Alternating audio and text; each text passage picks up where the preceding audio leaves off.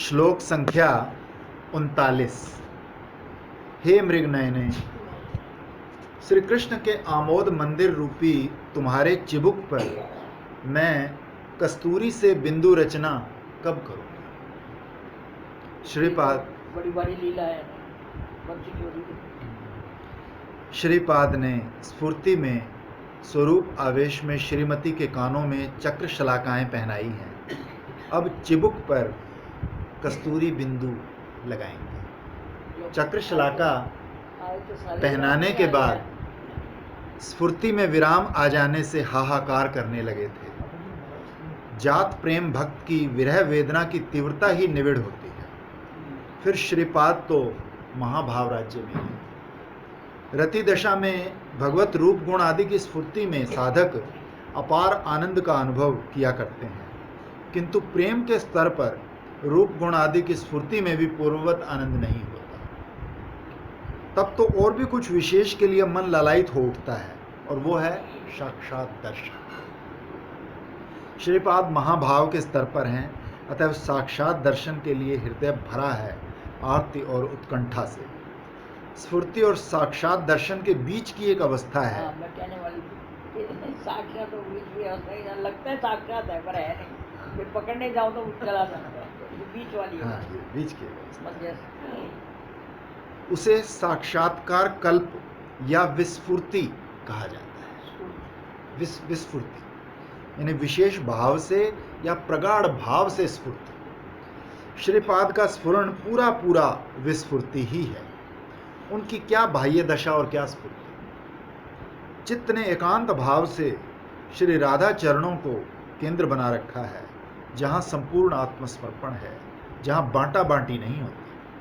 कुछ संसार को या दे देहिक को, और जो बचा वो इष्ट को। हाँ, मैं कल बता रही थी तुम लोगों को, ये भी चाहिए, वो भी चाहिए, उसके बीच में कुछ और भी चाहिए। ऐसे नहीं भगवान बोली ना, क्योंकि बड़ा देखने को मन होता है। मैं देखने को मन है तो ये आँख से बाहर की जो है ना, ये पूरी बंद करनी पड़ेगी। कर सकती हो ना? अभी कहाँ, अभी तो 2 घंटे भी नहीं बंद होती, तो मैं उसको भी जरूर देखती। एक तरफ होना पड़ेगा ना। जो बचा वो इष्ट को दे दिया। हाँ, इस प्रकार प्रेम सिद्धि नहीं होती। सभी कुछ इष्ट चरणों को देना होगा। सभी कुछ निष्कपट भाव से आश्रय लेना होगा। निष्कपटे न भजनी तोमा। अन्य वासना रखना ही हृदय की कपटता है। अन्य अभिलाषा शून्य हुए बिना प्रेम की साधना नहीं होती। प्रतिष्ठाशा साधक का महाशत्रु है। प्रतिष्ठा तो जो है ना, वो ना जाने पर भी पीछा करती है, तो उससे परे नहीं हो सके तो फंस गए। आप चाहते नहीं तो भी आएगी। ये भजन का अनुषंगिक फल है। गेहूँ बीजोगे तो भूसा मिलेगा ही मिलेगा। तो ये सब भूसा है। लोगों में प्रसिद्धि होनी, बड़े भजनी क्या जी, बड़ा ये करते हैं, सुन के लोग आ जाते हैं। अगर आपने उसको परे नहीं किया, ये कह के जाओ आज नहीं, पेट गर्म है।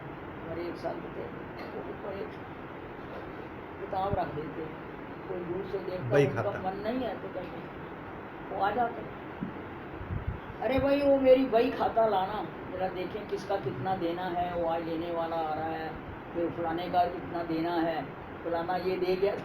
वो सोचता, मैं सोचता था किसी महात्मा क्या है तो ये तो बढ़िया निकले, कोई बढ़िया है तो वो चला जाता। तो कहते जहाँ भाई रखा वो वही खाता चला गया, वापस रख दे। ऊपर रखा दे।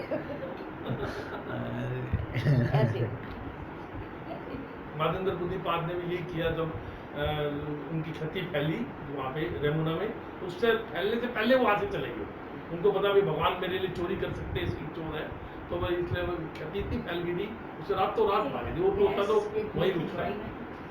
जैसे सब माइक वस्तु में होता है ना, और ऐसी प्रतिष्ठा में भी होता है।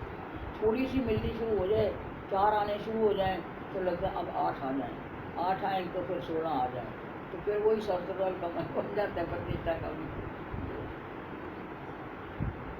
सर्व त्यागी को भी प्रतिष्ठा रूपी शुक्री विष्ठा को स्पर्श करने की इच्छा होती है।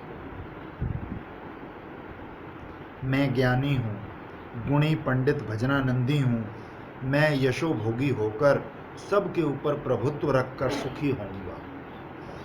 ऐसी यही बार बार जन्म लेने का कारण हमने तो देखे हैं। ऐसे ऐसे सिद्ध महात्मा जो देख के बता दें तुम्हारे अंदर क्या है, तुम्हारी सिद्धि होगी कि नहीं ये भी बता दें, पर खुद को अभी वापस आना। दूसरे को बता सकते हैं तुम आओगे कि नहीं, लेकिन खुद को कहेंगे हमें अभी वापस आना। ऐसे महात्मा हमने देखे कई। ऐसी आकांक्षामयी मनोवृत्ति को ही प्रतिष्ठा आशा कहा जाता है। इस जैसी भक्ति साधना का बाधक और कुछ नहीं। साधन की तरणी को, साधन की नाव को पोली बालू की तरह रसातल में ले जाती है। श्रीपाद ने मन शिक्षा में लिखा है, हे मन, प्रतिष्ठा रूपी धृष्ट स्वपच रमणी मेरे हृदय में नृत्य कर रही है, अतः शुचि निर्मल साधु प्रेम मेरे हृदय को कैसे स्पर्श करेगा। तुम कृष्ण भक्त रूपी सामंतों की सेवा करो, वे लोग इस उल्टा रमणी को हृदय से निकालकर साधु प्रेम को स्थापित करेंगे। कर्तव्य की खातिर खींचातानी में पड़े रहने से निष्कपट भाव से आश्रय नहीं लिया जाएगा।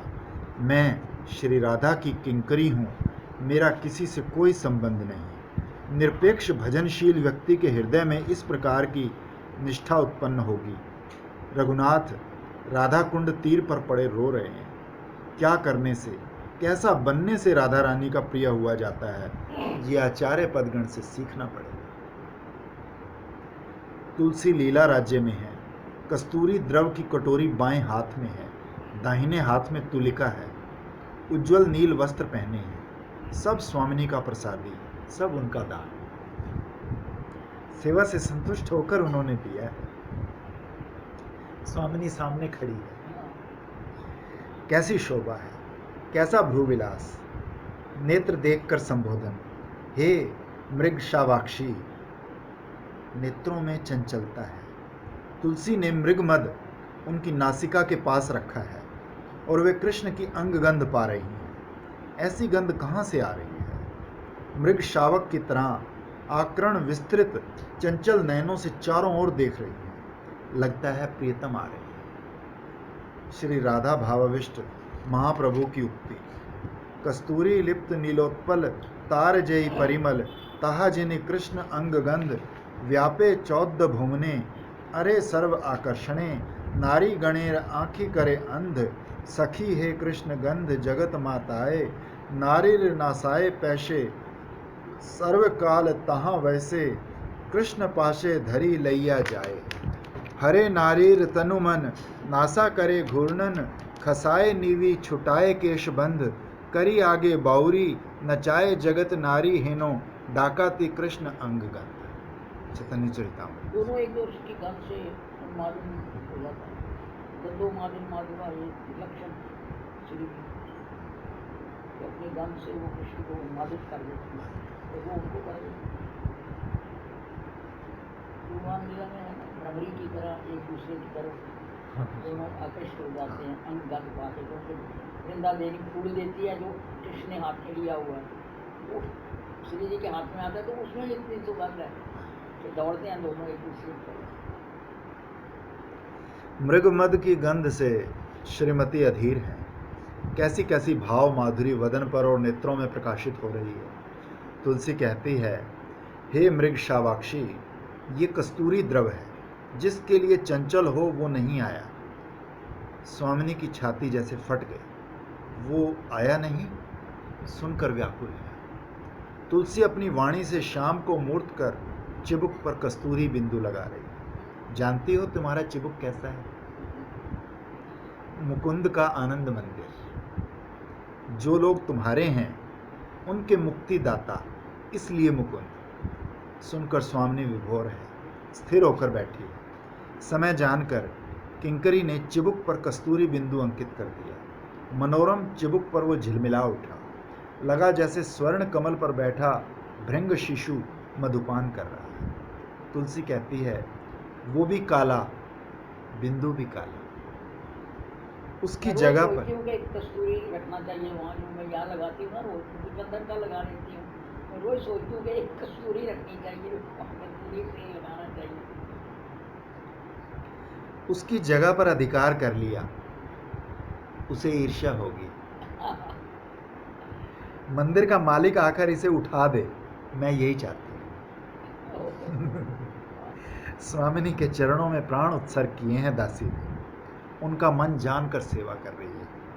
स्वामिनी की कृपा से उनकी आश्रित दासी महाभाव का मन समझेंगी।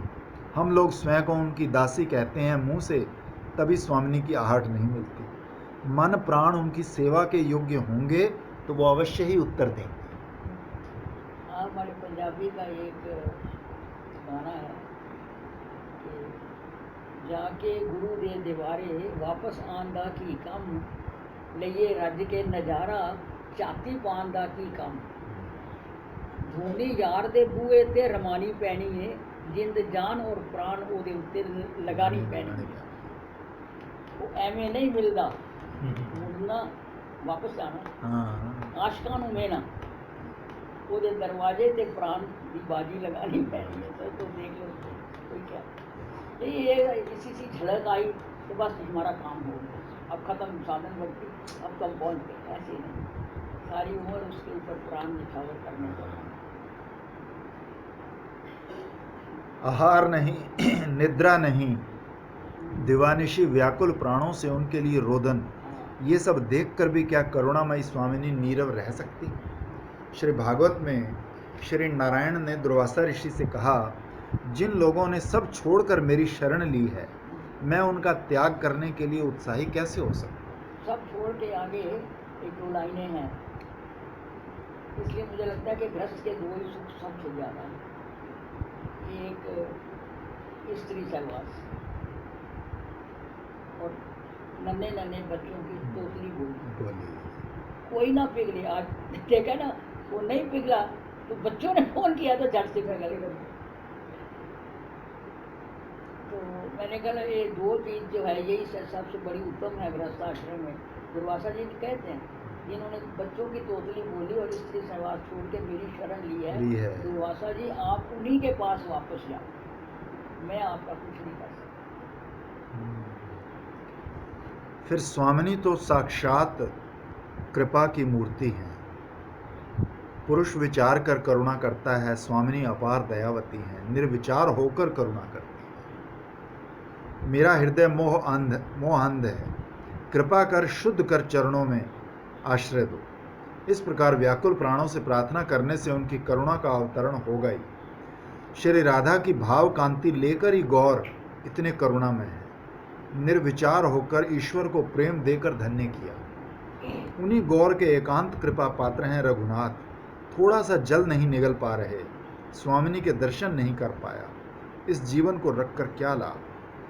आचार्य की वाणियों का अनुवाद करने से भी स्वामिनी के चरणों में खरी प्रार्थना हो, इससे अधिक उपादेय और कोई साधना है ऐसा नहीं लगता। जिन लोगों की वासना है भजन कर कृतार्थ होने की, उनका अवलंबन यही वाणी है।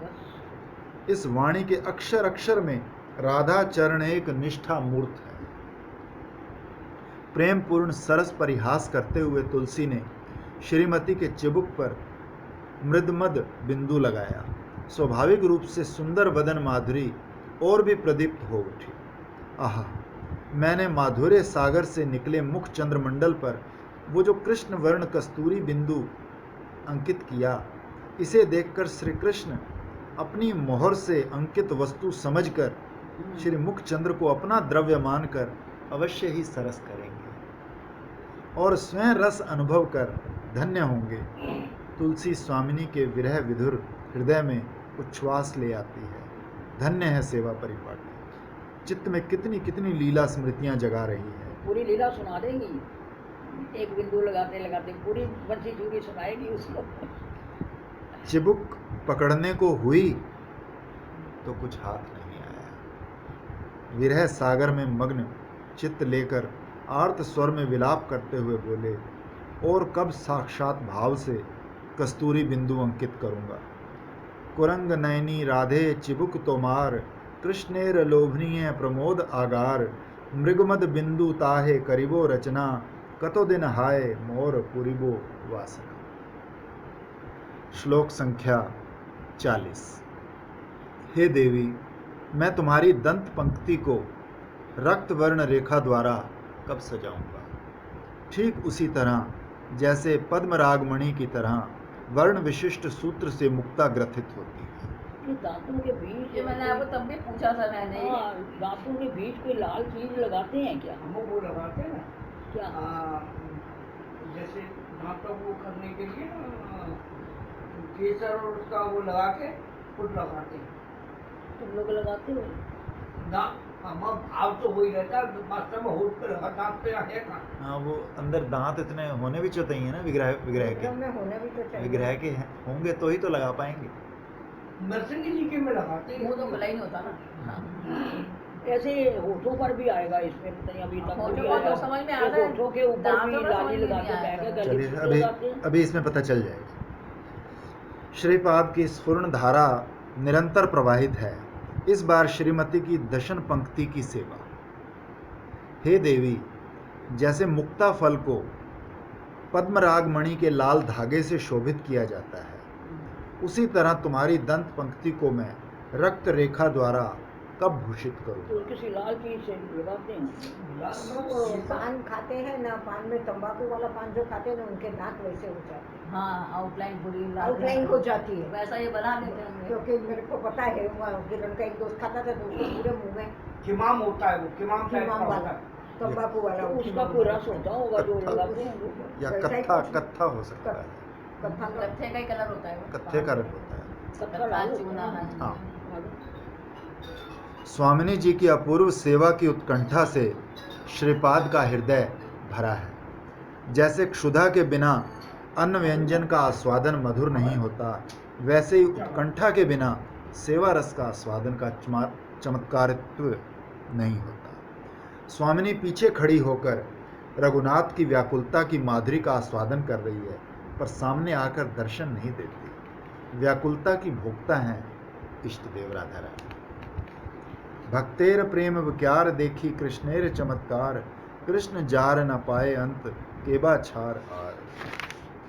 इसलिए स्वामिनी इतनी उत्कंठा देकर, आरती देकर रघुनाथ के प्रेम सिंधु को उच्छ्वासित कर रही है।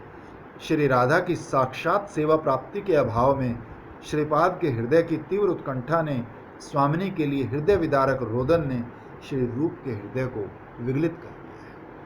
तभी उन्होंने दान केली कौमुदी के अंत में श्री रघुनाथ के लिए युगल के चरणों में प्रार्थना की थी कि हे माधव, मेरे प्रिय सुहृदयवर श्रीमान रघुनाथ दास अन्य सभी कर्मों का परित्याग कर श्री राधा कुंड तट स्थित कुटीर में रहते हुए तुम दोनों की साक्षात प्रेम सेवा की प्राप्ति के लिए सम्यक रूप से उत्कंठित हैं, और तुम वृंदावन वासियों की अभीष्ट पूर्ति के लिए क्रीड़ा कटाक्ष निक्षेप किया करते हो।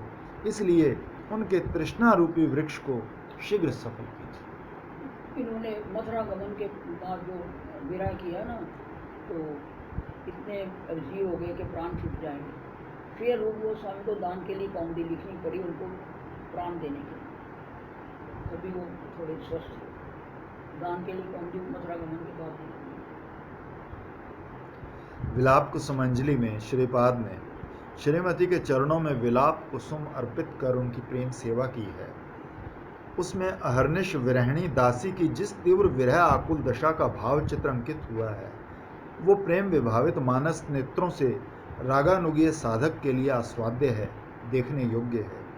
इस विरह विलाप में कितना आस्वादन है और शत शत भावों की कैसी वैचित्री प्रकाशित हो सकती है, ये बात गंभीरा लीला में श्रीमन महाप्रभु के विलाप से पता चलती है। करिते ओइछे विलाप उठिलो उद्वेग भाव, मने कहो नाही आलंबन, उद्वेग विषादमति औत्सुक्य त्रास धृति स्मृति, नाना भावेर होइलो मिलन। राधा भावाविष्ट प्रभु के मन में उद्वेग विषाद मति त्रास आदि नाना संचारी भावों का उदय हुआ। भावनिधि प्रभु के चित्त में भाव सावल्य या भावों का परस्पर घर्षण जमघट उपस्थित हुआ, किंतु जैसे ही चित्त में श्री कृष्ण की स्फूर्ति हुई, कृष्ण प्राप्ति की प्रबल उत्कंठा अन्य भावों को पराजित कर राजा की तरह प्रभु के चित्त में विराज करने। औत्सुकेर प्रावीण्य जिते अन्य भाव सैन्य, उदय कोइलो निज राज्य मने, मने होइलो लालस ना है आपन वश, दुखे मने करेन भर्त्सने, मन मोर बाम दीन, जल बिनु जेनो मीन, कृष्ण बिनु क्षणे मरी जाए, मधुर हास्य वदने मनो नेत्र रसायने, कृष्ण तृष्णा द्विगुण बढ़ाए, हा हा कृष्ण प्राणधन, हा पदम लोचन, हा हा दिव्य सद्गुण सागर, हा हा श्याम सुंदर, हा हा पीताम्बर धर, हा हा रास विलास नागर, कहाँ गेले तोमा पाई, तुम ही कहो तहाँ जाई, ए तो कही चलिलो धाइया, स्वरूप उठी कोले करी, प्रभु रे अनिलो धरी, निज स्थाने बसाइलो लैया।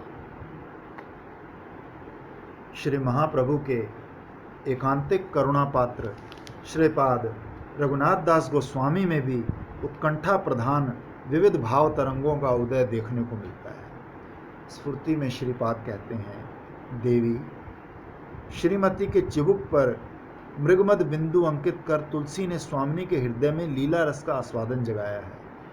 उसकी स्मृति से उत्पन्न उच्छलित रूप माधुर्य देखकर ही ये देवी संबोधन है। देवी कही द्योतमाना परमा सुंदरी। अब तुलसी स्वामिनी के दांतों पर रक्त रेखा अंकित करेंगी। श्री राधा कनक आसन पर बैठी है, निरूपम अंग शोभा उछल रही है। तुलसी स्वामिनी के सिर पर बायां हाथ रखकर मुखचंद थोड़ा सा उठाकर दाएं हाथ में तुलिका लेकर परम मनोयोग के साथ रक्त रेखा अंकित कर रही है। तुम्हारे दांत ठीक मुक्ता फल की तरह हैं, वृंदावन के शुक पक्षी के लिए आस्वाद्य। दशन आलोक का थोड़ा सा विकास उसका नैराश्य तिमिर दूर कर देता है। तुलसी की बात से स्वामिनी को लगता है जैसे श्याम उनके श्री चरण मूल में बैठकर गले में वस्त्र लपेटकर आंखों में आंसू भरकर प्रार्थना कर रहे हैं। तुलसी की बातों से श्याम मूर्त हो गए। कितनी कितनी लीला स्मृतियां मन में जाग रही हैं। इस समय तो स्वामिनी मानो कृष्ण क्रीड़ा पूजार बसती नगरी है। तभी देवी तुलसी ने दांतों पर रक्त रेखा अंकित की। शोभा देखकर विस्मित, आहा तुम्हारे दांतों की कैसी शोभा, ठीक मानो लाल पद्म रागमणि के धागे से मुक्ता फल को शोभित किया। उसी शुक पक्षी का लोभ बढ़ाने के लिए ही इतनी प्रचेष्टा है। वो आस्वादन करे तो सारी चेष्टा सफल हो जाए। निरुपम सेवा सौष्ठव इन लोगों से सीखना होगा। महाभाव की सेवा महाभाव के माध्यम से ही समझनी होगी। कहाँ शुद्ध जीव, कहाँ शुद्र जीव, और कहाँ वो प्रेम का सार महाभाव। किंतु इस विशेष कलयुग में श्रीमन महाप्रभु की करुणा से कलिहत जीव को भी इस दुर्गम महाभाव राज्य में प्रवेश का सौभाग्य मिल गया। आचार्य पदगण ने उसे प्रकट किया, इसलिए इन लोगों का अनुगत्य ही स्वामिनी के सेवा रस आस्वादन का सौभाग्य पाने का एकमात्र उपाय है। रस अपने अनुभव से जानी वाली चीज वस्तु है। वो एकमात्र रसिकों की कृपा से ही प्राप्त होता है। अभिलष लीला कथा रसिक भक्तों के संग के बिना संभव नहीं। भगवान भी रसिक भक्तों के संग में लीला रस के आस्वादन के लोलुप हैं। श्री रामानंद के प्रति श्रीमन महाप्रभु की उक्ति, तुम्ही आमी नीला चले रहिबो एक संगे, सुखे काटाइबो काल कृष्ण कथा रंगे। आचार्य पादगण असामान्य रसज्ञ हैं। उन लोगों की वाणी का संग ही उनका संग है। स्वजाति आशय स्निग्ध भक्तों के साथ इस वाणी की रस माधुरी का आस्वादन करना ही साध्य साधन सब कुछ है। योगियों के लिए भगवान के वचन हैं कि योगी व्यक्ति एकाकी सतत निर्जन में रहकर देह और चित्त को संयम में रख आकांक्षा और परिग्रह रहित होकर मन को समाधि युक्त करे। सांख्य दर्शन में भी एक सूत्र है कि बहुत लोगों के साथ वास करने से राग आदि की उत्पत्ति होती है और उससे योग भ्रंश करने वाला कलह होता है। कुमारी के हस्त संचालन से शंख बज उठते हैं, उसी तरह किंतु भक्तों की भक्ति साधना की बात करते हुए भगवान कहते हैं, मुझे समर्पित चित्त और प्राण वाले भक्त नित्य परस्पर मेरी तत्व चर्चा और कीर्तन करते करते साधन दशा में भजनानंद एवं सिद्ध अवस्था में सेवानंद प्राप्त कर धन्य होते। निविड़ प्रेम और लाड़ की मूर्ति हैं तुलसी, महाभावमयी के सेवा रस में डूबी हैं। सहसा स्फूर्ति में विराम आ गया और उत्कंठा से भरकर उसी सेवा की प्रार्थना करते हैं। पद्म रागमणि सूत्रे गांथा मुक्ता माला, अरुण रेखाए यथा अधिक उजला, तेमती तोमार देवी दशन शोभित, अरुण रेखाए कबे करीबो भूषित। श्लोक संख्या 41। हे स्वर्णवर्णी, मुझ दीन दासी द्वारा नए कपूर मिले उत्कृष्ट खदिर राग कत्थे से रंगे तुम्हारे श्रेष्ठ अमृत से और स्वादु अधरोष्ट क्या कृष्ण रूपी शुक पक्षी हठात दंशन करेगा। श्रीपाद रघुनाथ की हृदय निहित भाव उच्छ्वास पूर्ण सेवा प्रार्थना निर्मल झरने की तरह प्रवाहित हो रही है। राधा रानी मानो उनके हृदय में जम कर बैठी है। प्रिया जी के कुंड तट पर राधा दास्य के माध्यम से अपूर्व कृष्ण प्रेम रस का आस्वादन हो रहा है। राधा रानी के धाम का आश्रय लेकर उनके पाद पद्मों की आराधना को छोड़ कृष्ण रस माधुरी आस्वादन करने का और कोई उपाय नहीं। श्रीपाद ने स्वसंकल्प प्रकाश स्तोत्र में लिखा है कि जिसने श्री राधा के पाद पद्म राग की आराधना नहीं की, उनके श्री चरण चिन्हों से सुशोभित वृंदावन का आश्रय नहीं लिया, जिन लोगों का चित्त उन भावों से गंभीर है, अर्थात जो लोग श्री राधा का रहो दास्य यानी एकांत रहस्यपूर्ण दास्य प्राप्त करने की लालसा लिए हैं, उन भाव गंभीर रसिक भागवतों का जिसने संग नहीं किया, वो श्याम सिंधु में अवगाहन कैसे करेगा। श्रीपाद प्रबोधानंद सरस्वती ने लिखा है, जो लोग राधा दास से छोड़ पंडित आए थे ना यहाँ पे, उन्होंने भजन बोला ना, मैं श्याम रंग रंगी। कोई मतलब वहाँ से आया तो बोले श्याम रंग रंगी, हम सुन के आए हैं एक गांव से। कहते ऐसी कौन सखी है जो बिना राधा रानी का दास से लिए श्याम रंग में रंगी गई, उसको कहो यहाँ आए। तो वो आज गए जब तो बदावे जी दातुन कर रहे थे तो गाना बोल रहे थे। उन्होंने कहा जीव गोस्वामी ने आपको बुलाया है। चिट्ठी दी उन्होंने, पूछा ये कौन है। कहते वो कुएं के ऊपर जो दातुन कर रहा है वो है। तो वो ये बोल रहे थे श्याम रंग रंगी। गदाधर पंडित कह दो है, गदाधर पंडित का केस आज भी सुना था मैं। हाँ, आज ही सुना था ये जी गोस्वामी जी चिट्ठी देते ना, तो जीव गोस्वामी ने की चिट्ठी देख दी हाँ। कि तू बिना वृंदावन का आश्रय लिए और बिना राधा रानी के पाद पद्मों के आश्रय के बिना कैसे श्याम रंग रंगी। तुरंत यहाँ उल्टा करते थे, भागवत करते थे। तो दातुन का मुंह भी नहीं धोया उन्होंने, ऐसे चल दिए। हाँ, कहते दातुन करते करते घर भी नहीं वापस गए, वहीं से भागे यहाँ। बहुत ही बड़ा श्रीपाद प्रबोधानंद सरस्वती ने लिखा है, जो लोग राधा दास से छोड़कर श्री कृष्ण रस माधुरी आस्वादन का प्रयत्न करते हैं, वे लोग सिंधु में बिंदु ही मात्र प्राप्त करते हैं। कहा गया है, विश्व विख्यात वेदांती श्रीपाद मधुसूदन सरस्वती ने ब्रज में आए किसी परिवारजक को एक कागज़ पर कृष्ण सिंधु लिख कर दिया और कहा, ब्रज के श्रेष्ठ पंडित को ये कागज़ देना और वो इसका कोई उत्तर दें तो ले आना। उस समय ब्रज में श्रीमद् जीव गोस्वामी पाद प्रधान पंडित थे। परिवारजक ने ये कागज़ उन्हें दिया तो उन्होंने उस पर एक श्लोक लिख दिया। श्लोक का भाव था कि श्री राधा की चरण सेवा के बिना और उनकी श्री पदांकित ब्रजरज सेवा के बिना कृष्ण सिंधु का क्या कर। राधा दास्य के माध्यम से श्री कृष्ण प्रेम माधुरी आस्वादन की परिपाटी गोस्वामी पादों ने दिखाई है। श्रीपाद स्फूर्ति में कहते हैं, हे गंगे गात्री, सुंदर नवीन कपूर द्वारा सुवासित खदिर राग कत्थे से तुम्हारे सुधाधर बिंबों को रंजित कब करूं। श्री राधा के अधर बिंब स्वाभाविक रूप से ही रक्तवर्ण, उन पर एक खदिर राग क्यों? सेव्य का मनोभाव जानने की आवश्यकता है। श्री राधा हैं महाभावमयी, जिनका स्वभाव है श्री कृष्ण को श्रृंगार रस का आस्वादन कराना। कृष्ण के कराए श्याम रस मधुपान, निरंतर पूर्ण करे कृष्णेर सर्व काम। गोस्वामी पादगण ने प्रार्थना की है कि अपनी सेवा की वैदग्धि तुम स्वयं ही सिखा देना। जो श्री कृष्ण के पद नख प्रांत को कोटि प्राणों से भी अधिक प्रिय समझती है, समस्त ब्रज सुंदरियों की वैदग्धी शिक्षा की जो गुरु हैं, उन्हीं विपुल यश वाली श्री राधा की मैं अर्चना करता हूँ।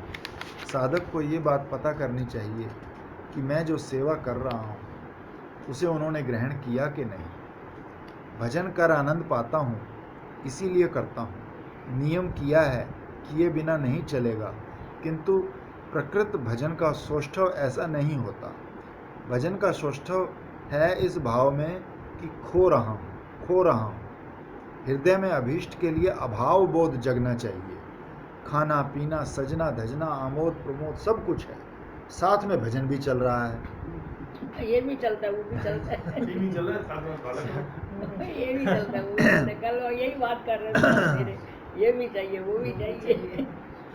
मुझ जैसा जीव उसका भाव हो जाए, पर इसका भाव नहीं होना चाहिए। माला तब हाथ में पकड़ेंगे। एक स्थिति आती है हर एक की लाइफ में, जब वास्तव में ये नहीं चाहिए, वही चाहिए। मुझ जैसा जीव विश्व में अर्थ यश लाभ पूजा प्रतिष्ठा आदि कितनी वस्तुओं के लिए सदा ही अभाव बोध करता है, किंतु राधा रानी के लिए प्राणों में एक बिंदु भी अभाव बोध नहीं। एक इतना रोते हैं दुनिया के लिए, अभावों के लिए, लेकिन ये स्वभाव के लिए होना नहीं आता। महाजनों ने सन्निपात के रोगी की पिपासा के साथ भक्त की इष्ट प्राप्ति की प्यास की तुलना की है। परम नागर कृष्ण ताहे हओ अति कृष्ण, भजो तारे ब्रज भाव लैया। भजन की निपुणता में अन्य बातों की अपेक्षा नहीं रहेगी। ज्ञान कर्म की गंध, अन्य अभिलाषा लाभ पूजा प्रतिष्ठा आशा कुछ भी नहीं रहेगा। अन्य अभिलाष मन को रूखा कर देती है। निर्मल ब्रज रस का आस्वादन कैसे मिलेगा? ये अन्य अभिलाष हम लोगों को नाना प्रकार से वंचित करती है, प्रकृत तत्व जानकर भी नहीं जानने देती। श्रीपाद प्रेमानंद ठाकुर ने अपनी मन शिक्षा में लिखा है, ओरे मन ए तोर बुझिबार भूल, कई छो वेदेर पार करी छो निषुद्धाचार। भावो देखी आपनार मूल, मुक्ति के ऐश्वर्य बोली, दूरे ते दियो फेली। इंगी तो बुझाओ यही तत्व, अनित्य असार अर्थ से भालो सदाई प्रार्थ्य। जा लागी रजनी दिवा मत, निहेर्थु याजन करो हेतु से छाड़ी तो नारो। कथाए विरक्ते संसार, सर्वस्व बलि छो जार। दिते एक बट तार, से चाहिलो कहो आपनार। कहो भजी वृंदावन, घरे सुख वास मन। भालो बासो वशन भूषणे, संतुष्ट मानी छो माने। महाक्रोध अपमाने, आत्मसुख घुचीलो केमने। कही छो गोपीर धर्म, की बुझीलो तार मर्म। स्वभाव छाड़ी ते नारो तिले, देखिया पाई छो सुख। प्रकृति बाघिनी मुख, सर्वात्मा सहित जय गिले। सुनो कहे प्रेमानंद, विचारिले सब धंध। कहिले सुनीले कीबा है, हरि हरि अविरत। कहो एई प्रेम पथ, निर्मल होइबे सुनिश्चित। अनन्य भाव से श्री हरिनाम का आश्रय लेने से माया दूर होती है। मैंने नाम आश्रय लिया है, माया क्या करेगी? मन की ऐसी निर्भीक अवस्था होनी चाहिए। दृढ़ विश्वास। श्री रघुनाथ लीला राज्य में है। हे स्वर्णगात्री, तुम्हारे अधर परिरंजित कर दिए। जानती हो कैसे अधर हैं? मानो जमी हुई श्रेष्ठ सुधा हो। स्वामिनी कहती है, अधर कोई गली पिघली वस्तु तो नहीं है, फिर सुधा क्यों कहा? तुलसी, मैंने स्वयं नहीं समझा, जिसने समझा है उसकी समझ पाई है। उसने समझा, वो आके इसको दर्शन करेगा, समझ आ जाएगी। तुम्हारे वदन चंद्र की जमी हुई सुधा पान किए बिना चकोर नहीं बचता। वो पान नहीं करता, चबाता है। तुमने सुधा चरवण करा उसे बचा रखा है। सुन सुनकर स्वामिनी के अंग में से स्वर्ण ज्योति फूट फूट कर निकल रही है। तभी संबोधन है, स्वर्णगात्री, धन्यदासी। उनकी बात उन्हें सुनकर आस्वादन देकर पागल करना। स्वामिनी कहती है, रंग क्यों लगाया? रंग तो स्वाभाविक रूप से ही है। तुलसी, मैंने तो रंग लगा दिया, कोई काला शुक पक्षी आकर इसको मिटाए। हठात दंशन करेगा क्या? हठात जबरन, जब तुम्हारा इंगित पाएगा, इंगित संकेत पाए बिना नहीं। तुम मुंह फेर कर ना ना कहोगी तब भी करेगा। तुम जब भ्रूविलास के साथ मुंह फेर कर ना ना करती हो, तब नथ हिलाती कैसी अपूर्व शोभा। तब वास्तव में पूर्व शोभा होती है ना ना। तब ना में, ये निशांत लीला है। तब ना में और ना नहीं रहती। ना ना में भी आ रही थी। ना ना, मतलब ना जो है वो ना है, ना ना, मानो हाँ ना को निगल जाती। हाँ भी है, ना भी है, ना में ही हाँ है। तुलसी की बातें सुनते सुनते स्वामिनी आनंद वैवश्य की स्थिति में पहुंच जाती है। मानो लीला आंखों के आगे मूर्त होती है। लीला श्रवण कर जात प्रेम भक्त की आंखों के सामने ही सुनी हुई लीला प्रत्यक्ष की तरह फूट उठती है। स्वामिनी तो साक्षात महाभाव स्वरूपिणी है। तुलसी कहती है, हे स्वर्णवर्णी, इन स्वाभाविक रूप से सुरंजित अधरों को खदिर राग कत्थे से रंगा है। जानती हो क्यों? अधरों का स्वाभाविक रंग अधरों में ही रहेगा। जो लगाया है वो पक्का रंग नहीं है। वो पक्का नहीं। तुम्हारे यहाँ से अधरों से काली जगह में पहुंचकर ये और अच्छा लगेगा। फिर दोबारा लगाना पड़ेगा। परिहास के माध्यम से रस का आस्वादन दे रहे। उस कालिया के काले गंड स्थल पर लगेगा, देखकर हम लोग कृतार्थ होंगे, सेवा की सार्थकता होगी। श्रीपाद की स्फुरण धारा यथावत रही। कनक वर्णी राधे कबे आमी मन साधे, सुधा धार अधर तोमार, कर्पूरेर सुसंयोगे, उत्कृष्ट खदिर रागे, रंजित करिबो चमत्कार, अतुलित सुषमाय, पक्व बिंब फल प्राय, हवे ताहा अति सुशोभन, निरखिया श्याम सुख, हईबेन सुमुत्सुक, मन सुखे करिबे दंशन। श्लोक संख्या 42। हे कंचन वर्णी, तुम्हारे जिन नयन प्रांतों के लेश मात्र घूर्णन से श्री कृष्ण करेंद्र तत्क्षणात दृढ़ भाव से बद्ध हो जाते हैं, एकांत वशीभूत होते हैं, उन्हीं खंजन जयी नेत्रों की मैं काजल से सादर सम्यक रूप से कब पूजा करूंगा। श्रीमद् रघुनाथ दास गोस्वामी पाद अपने स्फुरण में स्वामिनी के सेवा रस का आस्वादन कर रहे हैं। आस्वादन की परंपरा चल रही है। स्मरणनिष्ठ साधक भी अपने चिंतन में सेवा रस का आस्वादन करते हैं। स्मरण गाढ़ा होता है तो ध्यान कहलाता है। ये ध्यान या नित्य ध्यासन ही भगवत साक्षात्कार की निर्बाध अथवा प्रकृष्ट साधना है। पतंजल दर्शन में लिखा है कि एक ही विषय का अवलंबन करने पर जब चित्त की चिंतन धारा अविच्छेद रूप से प्रवाहित होती है, उसमें किसी अन्य चिंतन का व्यवधान नहीं आता, तब वही चिंतन ध्यान कहा जाता है। श्रीमद् जीव गोस्वामी पाद के मत में ये प्रगाढ़ ध्यान है। इसका नाम ध्रुव अनुस्मृति है। श्रीपाद आचार्य शंकर ने अपनी छांदोग्य श्रुति की भाष्य भूमिका में ऐसे प्रगाढ़ ध्यान या ध्रुवानुस्मृति को ही उपासना कहा है।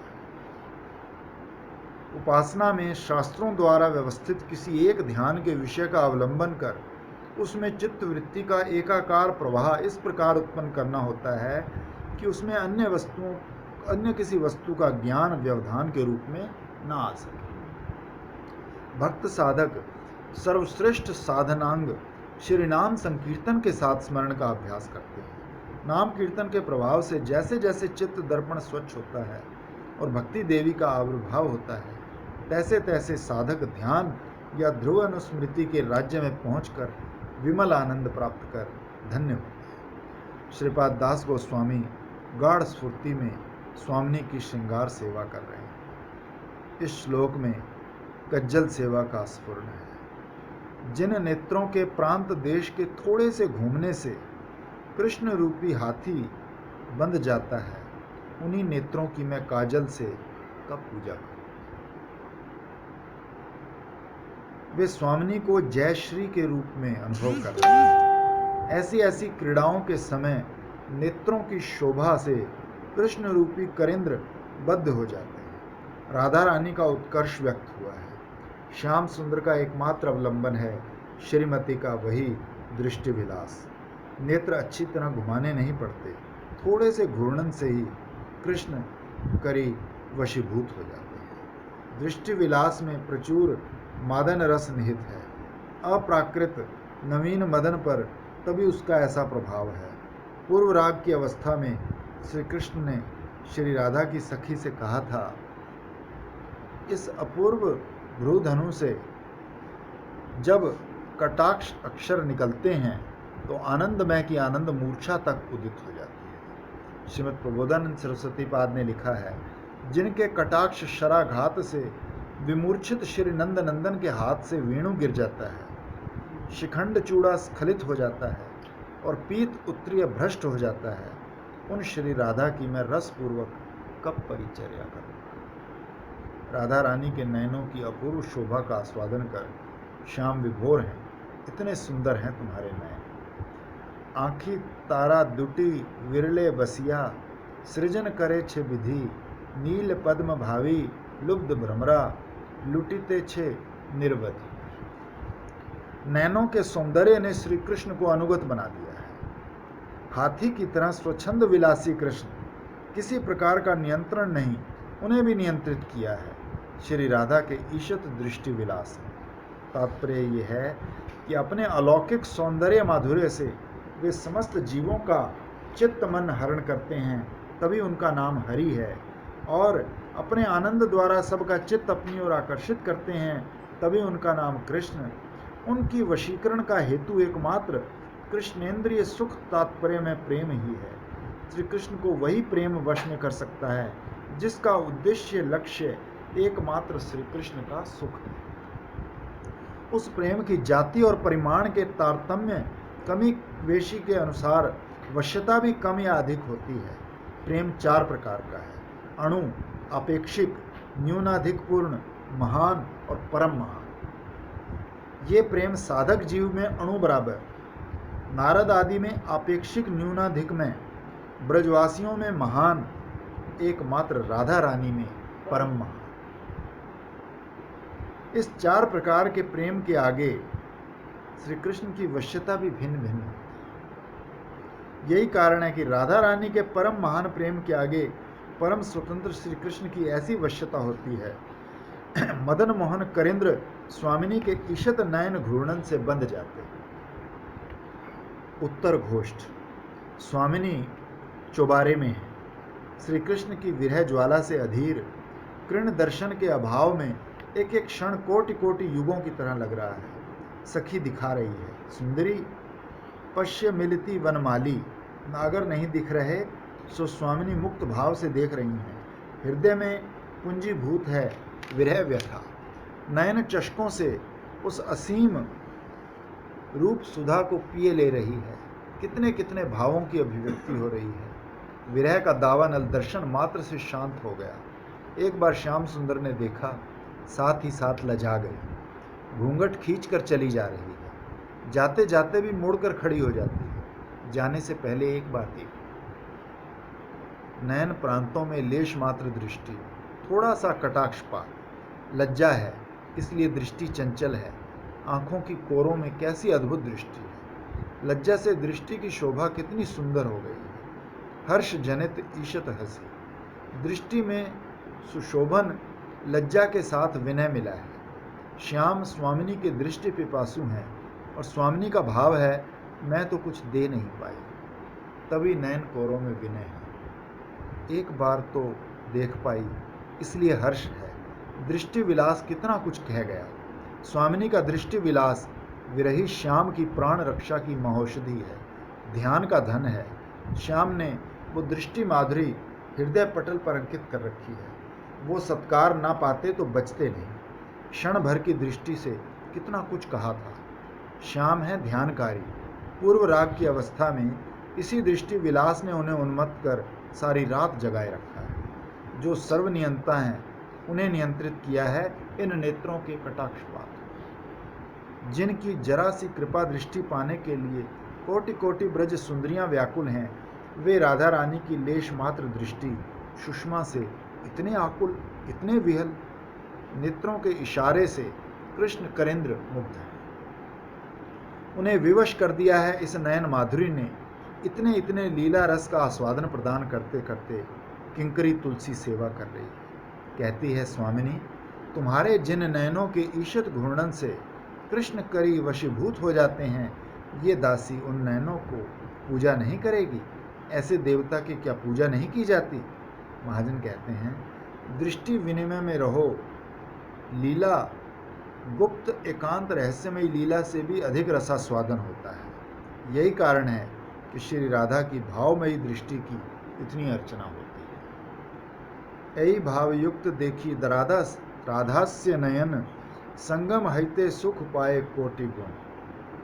तुम्हारे नयन देवता की पूजा किए बिना मैं नहीं रह सकती। किससे पूजा करूंगी जानती हो? काजल से। काजल नहीं, गरल। ईशत दृष्टि मात्र से उनका हृदय विष ज्वाला से जर्जरित हो जाएगा। और केवल पूजा नहीं, सम्यक पूजा, अर्थात केवल तुम्हारे नैनों की ही पूजा नहीं होगी, निर्माल्य कालिया के अधरों पर भी लगेगा। तुलसी ने किशोरी मणि के आकरण विस्तृत नेत्रों में काजल लगाया। कज्जल लिप्त नेत्रों की कैसी अपूर्व देवता की पूजा करेंगे तो नेत्रों को गुणगुण करेंगे तो काजल लग जाएगा। वंशी जोड़ी के पहले है पंचदेव। नयन नलिनी दौ अंजने रंजल, भाग विभंगी विलास, चकित चकोर जोर विधि बांधल, केवल काजर पाश।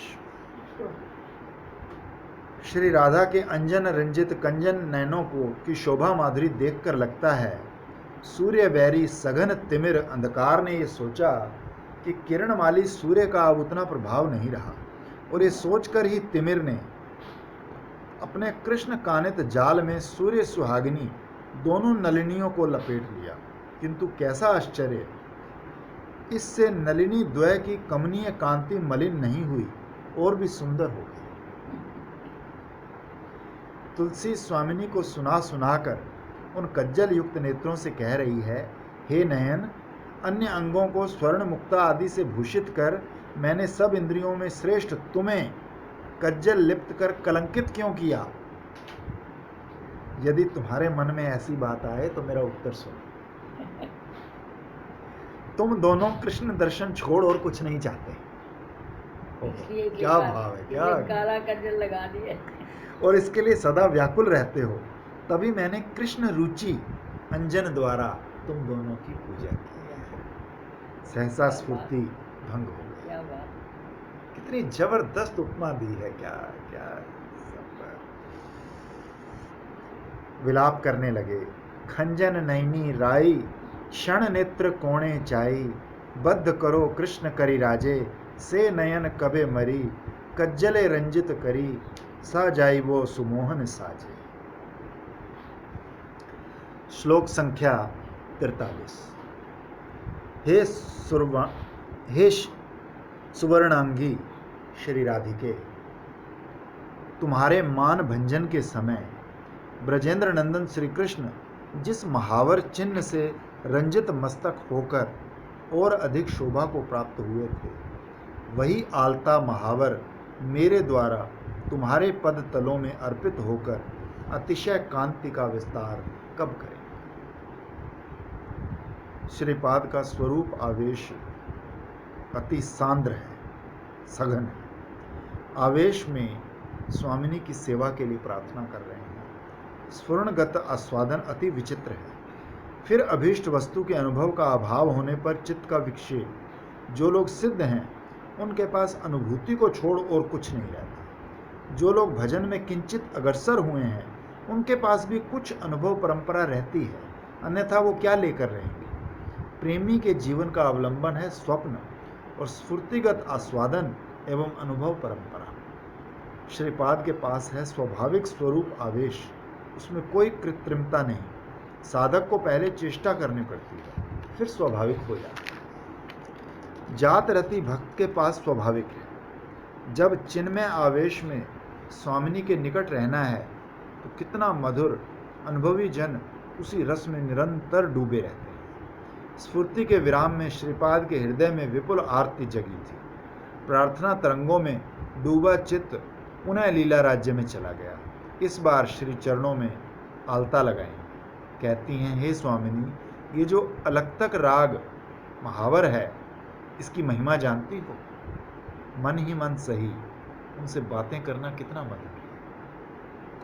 प्रगाढ़ स्मृति में लगता है जैसे साक्षात भाव से ही बात कर रहा हूँ और परिचर्या कर रहा हूँ, स्मरण कर रहा हूँ। ये तो मन में ही नहीं आता।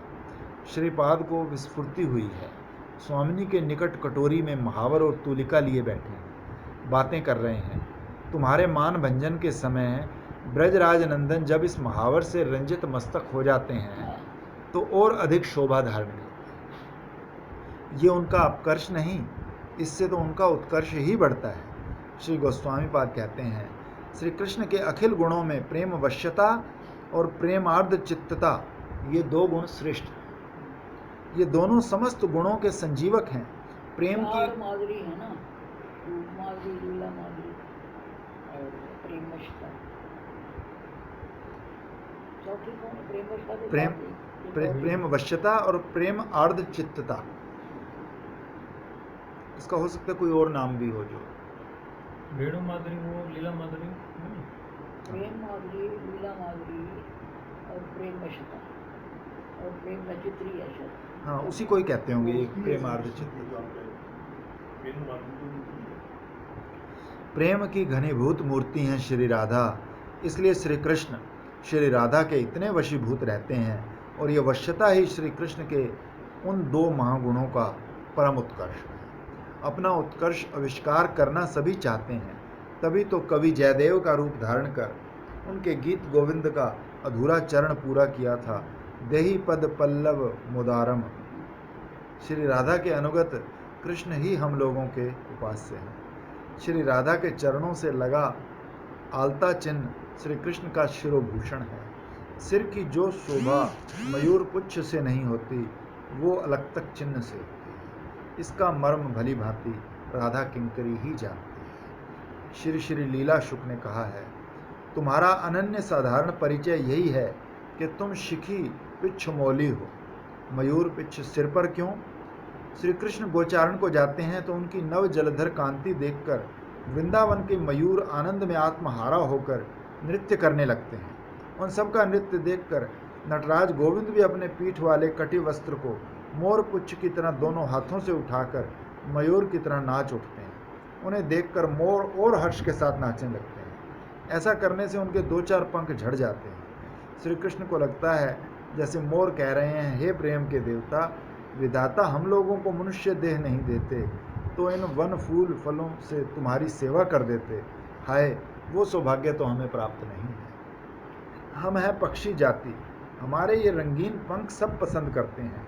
यदि तुम हमारा ये तुच्छ उपहार सप्रेम ग्रहण करो तो हम भी धन्य हो जाए। जो भक्त एक तुलसी पत्र और एक अंजलि जल के विनिमय में आत्मदान करते हैं, वे उन सब के प्रेम उपहार नित्य सादर मस्तक भूषण के रूप में ग्रहण करते हैं।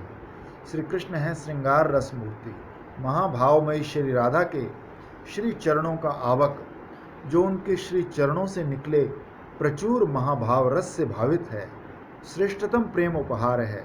इसलिए इसे मस्तक पर धारण कर श्री कृष्ण का इतना शोभा अधिक है। यहाँ रस ने स्वयं इन्हें सजाया है, सच्चिदानंद के ऊपर प्रेम का रंग चढ़ाया है।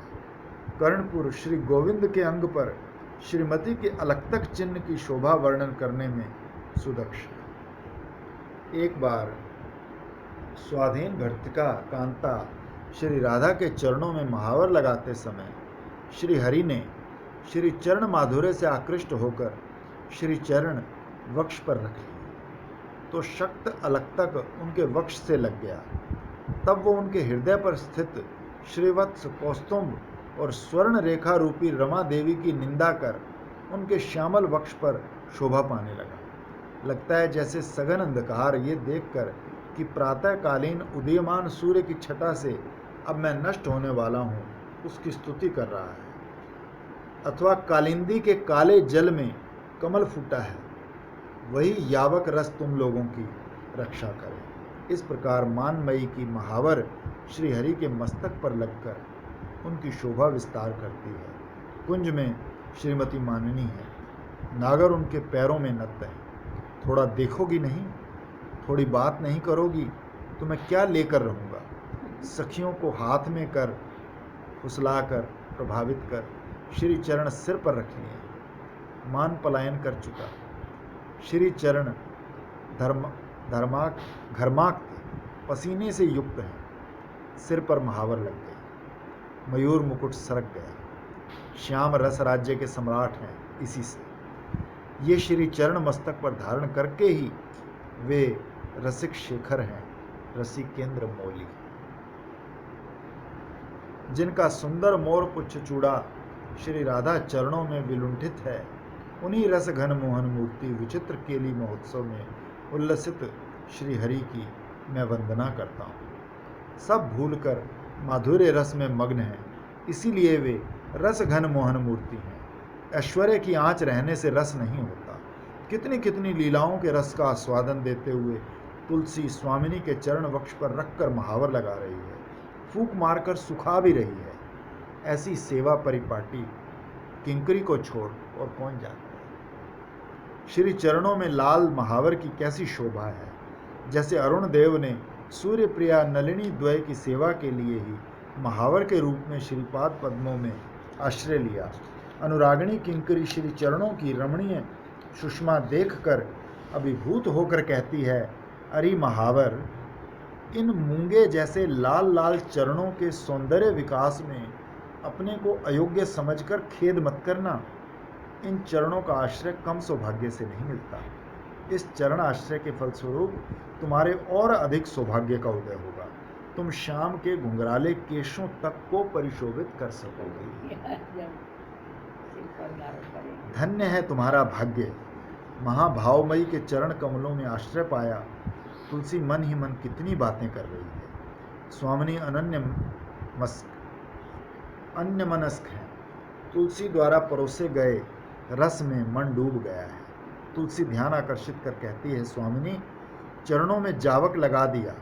श्याम सुंदर के मस्तक पर चला जाए तो देखकर हम लोग भी कृतार्थ। ये अलक्तक राग कृष्ण के घने केश कलाप की शोभा बढ़ाएगा। गौड़ीय वैष्णवों को राधा चरण आश्रय की महिमा गोस्वामी पादगण के श्री चरणानुगत्य में ही समझनी होगी। उन लोगों की प्रीति है राधा स्नेहाधिका, महाप्रभु का महादान। महाप्रभु के युग में जो श्री कृष्ण चरण आश्रय लेकर भी श्री राधा चरण आश्रय से वंचित है, उनके लिए श्री गोस्वामी पादगण ने ये आक्षेप किया है। जो राजा होकर हरि सेवा नहीं करता, जो अर्थ व्यय करता है पर भगवत कार्य में नहीं लगाता, जो कवि होकर भगवान का रूप गुण लीला का वर्णन नहीं करता, जो गुरु आश्रय लेकर भी वैष्णव गुरु का चरण आश्रय नहीं लेता, जो गुणी है किंतु भगवत भक्त नहीं, जो सरल चित्त है पर कृष्ण आश्रय नहीं लेता, और जो कृष्ण आश्रय लेकर भी ब्रज सुंदरियों के अनुगत्य में भजन नहीं करता, ये 7 प्रकार के व्यक्ति मेरे हृदय के शूल सदृश हैं, अतिशय दुखप्रद। श्री गोपाल चंद। तुलसी स्वामिनी के जावक सेवा रस में भोर है। ये सेवा इतनी लोभनीय है कि श्री हरि भी स्वेच्छा से इस सेवा की आकांक्षा से नाइन के वेश में जटिला के घर जाकर श्री राधा के चरणों में महावर लगाते हैं। क्या क्या बेचारे बनते हैं, कभी मनिहारन, कभी पनिहारन, कभी आलता लगाने वाले। भक्तों के लिए बहुत बने, यहाँ तो चलिए बने, भक्तों के लिए चौकीदार बने, नाई बने, चौकीदार, नाई, सारथी, क्या क्या नहीं बने। हल चलाया, लीला वाले गाते हैं ना, ये भक्तों ने मुझे बहुत नाच नचाया, जो खिलाए सो खाऊं, जहाँ सुलाए सो सोऊं, और बेचे तो बिक जाऊं। वो है नहीं, वो सत्यभामा ने बेच दिया। हाँ, फिर तुलसी पे फिर वजन बराबर किया था। वो तो उन्हीं ने करा ना, उन्होंने कहा कि उतना सोना दान करो। उन्होंने तो बेच दिया। सारी दुनिया के द्वारका के आभूषण चले गए, लेकिन वो तुले नहीं। रुक्मिणी तो रुक्मिणी है, रुक्मिणी ने एक तुलसी डाला तो तभी तुलसी महिमा बढ़ी ना, उसके बाद तो तुलसी महिमा बहुत, तुलसी महिमा बहुत। एक और चरण संवार दिए, दूसरी ओर कमाई कर ली। प्रेममयी की श्री चरण सेवा में ही रसिक राज का चरम अभ्युदय है। बुझिबो रसिक भक्त न दुझिबो मूढ़, यावक रंजन करते करते स्फूर्ति में विराम। हाहाकार के साथ फिर उसी सेवा के लिए प्रार्थना। भांगिते दुर्जय मान, चरणे लुटाए कान, लाक्षा रसे शिर रंजे तार, ताहा ते शिरो शोभा, अधिक बाड़े किबा, अनुपम सौंदर्य विस्तार, कबे सई लाक्षा रसे, तव पदे अधोदशे, रंजित करिबो निज करे, सर्व कांति गर्व टूटी, उठिबे माधुरी फुटी, निरखिबो दुनयन भरे। करें 15 मिनट और कर ले। श्लोक संख्या 44। हे कलावती, हे देवी, जिस कंधे पर प्रचुर काम पुंज से उज्ज्वल कला निधि श्री कृष्ण का प्रकट रास लीला रूपी रस सम्मेलन हुआ करता है, तुम्हारे उसी नत स्कंद देश को ये दासी मंडराते भ्रमर की झंकार से युक्त मधुर मल्लिका माला कब अर्पित करे।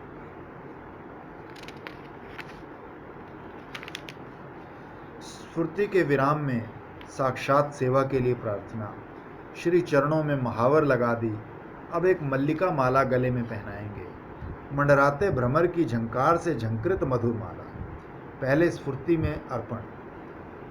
स्फूर्ति भंग होने पर साक्षात सेवा के लिए प्रार्थना।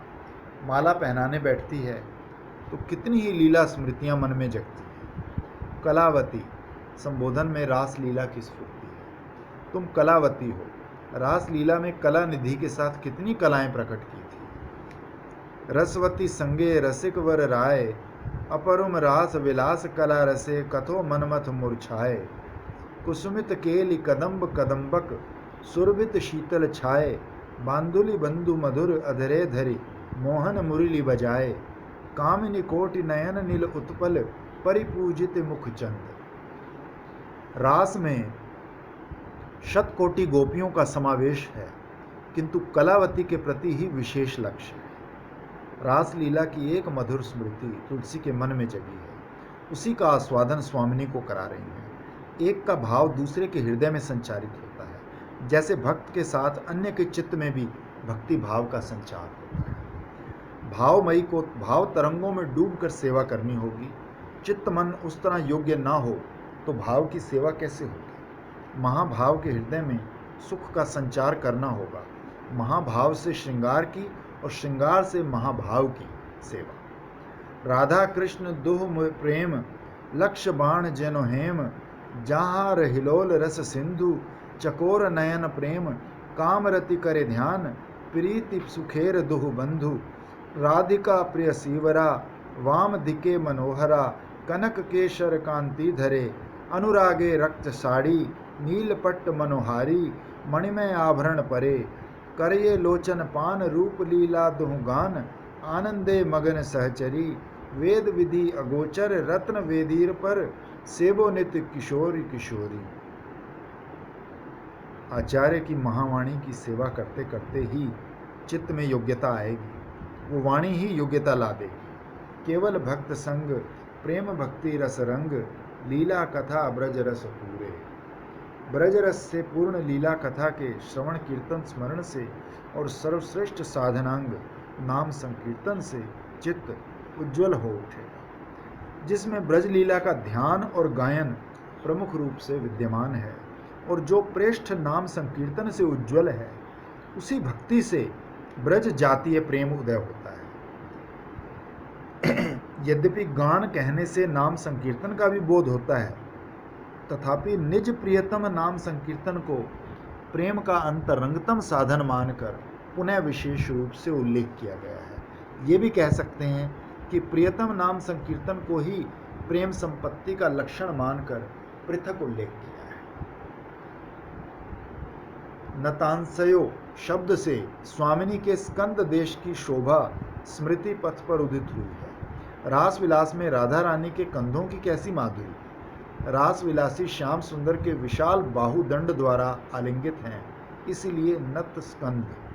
श्याम सुंदर की कितनी कलाएं प्रकट हो रही हैं। कलावती श्री राधा, कला निधि श्री कृष्ण, मिलन परिपाटी कितनी सुंदर। दासी के भाव के बिना सौंदर्य को समझना कठिन है। श्रीपाद शुक मुनि ने महारास में प्रधानतः नायिका भाव का ही वर्णन किया है, किंतु सखी भाव की बात बिल्कुल न की हो ऐसा नहीं है। इस श्लोक की सभी बातें अनुमोदन व्यंजक हैं।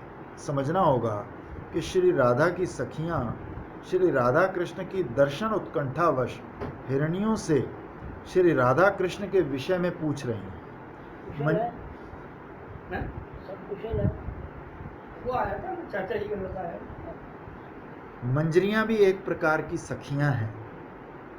वो सेवा परायण और सेवा प्राण हैं। भागवत को देखकर जोर देकर ये कहना कठिन है कि रास लीला में मंजरियां थी कि नहीं। श्रीपाद कर्णपुर के आनंद वृंदावन चंपू में रास वर्णन में अनुचरी शब्द का उल्लेख है। उधर श्रीमद रूप गोस्वामी पाद ने उत्कलिका वल्लरी स्तव में श्लोक 42 में महारस रास में मंजरियों की स्थिति और सखियों से भी अधिक उनके विलक्षण सौभाग्य की बात कही है। हे श्रीमती राधिके, वृंदावन में रास क्रीड़ा आरंभ होने पर श्री कृष्ण अन्य व्रज सुंदरियों का परित्याग कर तुम्हें लेकर निर्जन में चले जाएंगे और एकांत भाव से तुम्हारे वशीभूत होकर नाना प्रकार के पुष्पों से तुम्हारी विविध वेश रचना करेंगे। मैं दूर से ये देखकर गौरव से आत्महारा होकर हृदय में अपार आनंद कब अनुभव करूंगी। देखो ये हो गई ना, मंजरियां हैं रास में। एक दिन मुझे किसी ने पूछा कि मंजरियां रास में होती हैं कि वो क्या करती हैं। मैं कि मंजरियां नृत्य नहीं करती, वो दूर से देखती हैं। मेरे ख्याल में जो भी कुछ उस वक्त सेवा होती है वो करती हैं। उसकी एक एग्जाम्पल हरिराम व्यास की मैंने दी कि भाई कभी तो मतलब दिव्य रास में अब हरिराम व्यास भी होंगे कि ना हो तो हमें नहीं पता, लेकिन ठाकुर जी अपनी बंसी से जब करने लगते हैं तो मंजरी आके उसकी सेवा को देखती रहती हैं, किसको पसीना आया है, किसका मुंह सूख रहा है, किसके फूल गिर रहे हैं। मैं कि यही सेवा है और की मधुमती रोज पूछती है मेरे को, उसको बता देना चाहे सुना देना उसको। रोज पूछती है मंजरियाँ कहाँ होती हैं कि नहीं। मैं क्या होती हैं, क्या करती हैं वो। मैं क्या तुम्हें दिखता नहीं कि रास में क्या सेवा हो सकती है। इससे महारास में मंजरियों की एक विशेष भूमिका का पता चला। किंकरियां श्रीमती की अभिन्न प्राण हैं, अभिन्न देह हैं, इसलिए उनसे श्रीमती की कोई बात छिपी नहीं। श्रीपाद कहते हैं, प्रचुर काम पुंज से उज्ज्वल कला निधि श्याम सुंदर। इससे विलास लालसा की तीव्रता समझ में आती है। प्रति अंग श्री राधा के प्रति अंग से मिलने की आकांक्षा में व्याकुल है। साक्षात श्रृंगार अथवा उज्ज्वल रस की ही मूर्ति। श्रीपाद शुकमणि ने रंतु मनश्चक्रे इस आत्मनेपद का प्रयोग कर यही तत्व समझाना चाहा है कि भगवान की रमण वासना का तत्व प्रकट करते हुए श्री गोस्वामी पाद कहते हैं, भगवान आत्मा राम या आप्त काम है, फिर भी प्रेम ही उनके हृदय में कामना जगाने में सक्षम है। श्री जी का तो शरीर का एक एक रोम जो है उसमें श्रृंगार रस है। ठाकुर जी जहाँ हाथ लगाएंगे वहीं से काम उद्दीपन हो जाएगा। वैसे तो बड़ा वर्णन है कि पूर्णिमा से लेके अमावस्या तक कौन कौन सी जगह हाथ लगाओ तो काम उद्दीपन होता है, नीचे से ऊपर, ऊपर से नीचे। क्षणदा गीत किताब भी है, उसमें सब लिखा हुआ है कि कौन से दिन कौन से अंग में काम होता है। लेकिन श्री जी के तो जिस अंग में जिस वक्त ठाकुर जी हाथ लगाएंगे तो काम प्रकट होगा। प्रेमिक का आनंद वर्धन करने के लिए वे कोई भी काम कर लेते हैं। अतः महाप्रेमवती ब्रज सुंदरियों का मनोरथ पूर्ण करना ही उनका मुख्यतम प्रयोजन है और यही उनका सर्वश्रेष्ठ आनंद आस्वादन है। इस परम तत्व को प्रकट करने के लिए ही श्रीमद् भागवत के पंचेंद्रिय तुल्य 5 अध्यायों में भगवान के साथ ब्रज सुंदरियों की रास क्रीड़ा का वर्णन किया गया है। किंतु ये मनोरथ पूर्ति और आनंद आस्वादन जैसा ब्रज सुंदरी शिरोमणि श्री राधा के साथ है वैसा और कहीं नहीं। उज्ज्वल कृष्ण प्रचुर काम द्वारा श्री राधा के साथ खेलने की प्रबल आकांक्षा रखते हैं। कांताएं और भी हैं पर उनका मन राधा रानी में ही मग्न रहता है। कोटि कोटि गोप सुंदरियां रास में अद्भुत नृत्य कर रही हैं, किंतु श्री कृष्ण की दृष्टि निबद्ध है श्री राधा में। वे सभी के मन को संतोष प्रदान कर रहे हैं, किंतु स्वयं आस्वादन पा रहे हैं श्री राधा रानी से। कैसी अपूर्व लीला माधुरी है, कोई ये नहीं सोच पा रही कि उसका अनादर किया जा रहा है। सभी के मन को रंजित कर रहे हैं, पर स्वयं रंजित हो रहे हैं राधा रानी के साथ खेलकर। यही राधा रानी की विशिष्टता है। कलावती ही है। उनके नत स्कंद श्याम सुंदर के मिलन के द्योतक हैं। श्याम सुंदर का बायां हाथ श्री राधा के स्कंद देश पर है।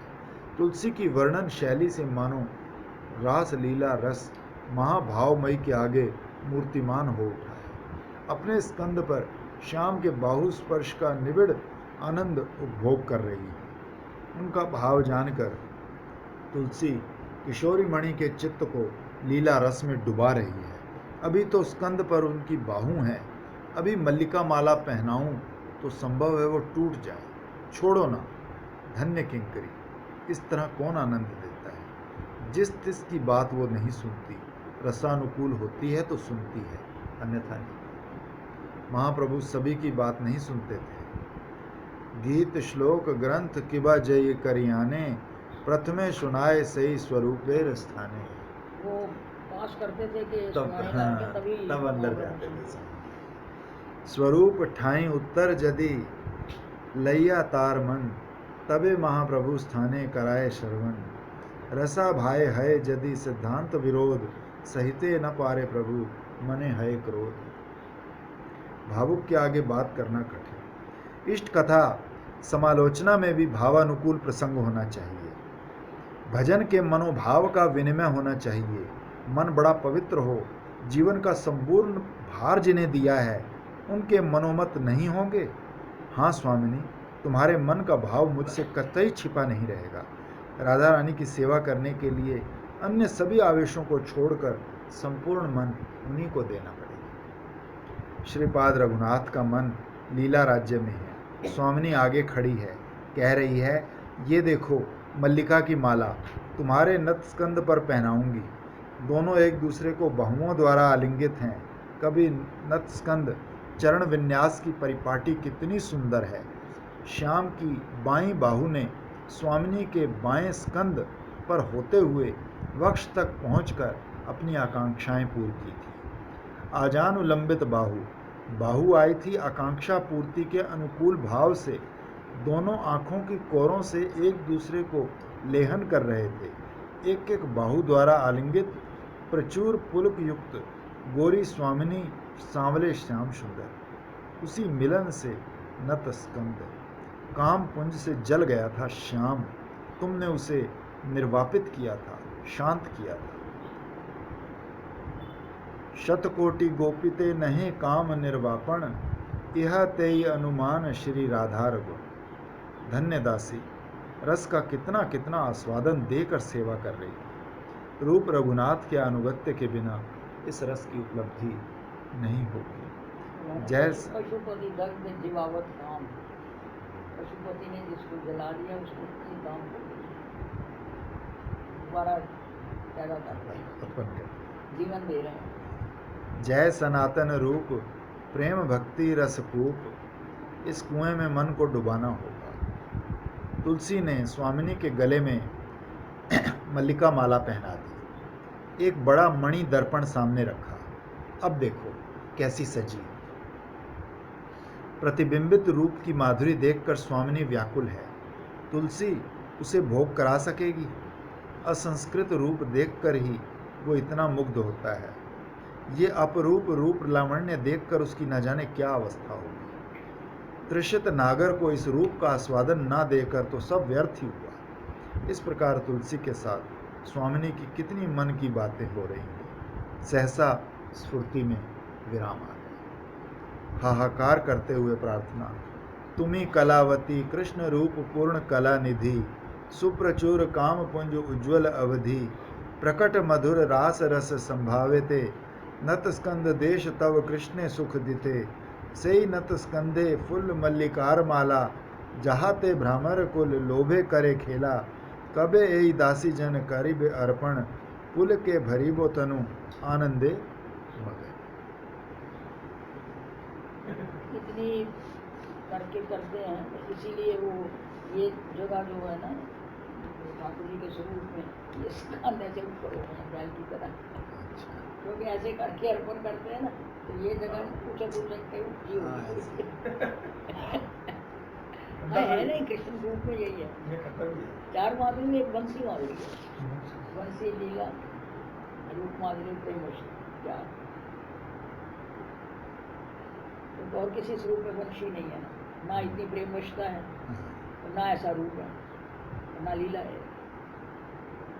प्रणामी लोग, जो प्रणामी संस्था वाले, वो लोग बंसी को ही मानते सब, बंसी की पूजा करेंगे, बंसी की भोग लगाएंगे, बंसी को खाना खिलाएंगे। अरे हरिवंशी को भी तो वंशी का अवतार ही मानते हैं, लेकिन वो तो खाली बंसी का नहीं करते, तो राधा बल्लभ भी मानते हैं। प्रणामी में सिर्फ बंसी की फोटो है, वो कुछ है ही नहीं, वो बंसी की पूजा करते हैं, बंसी को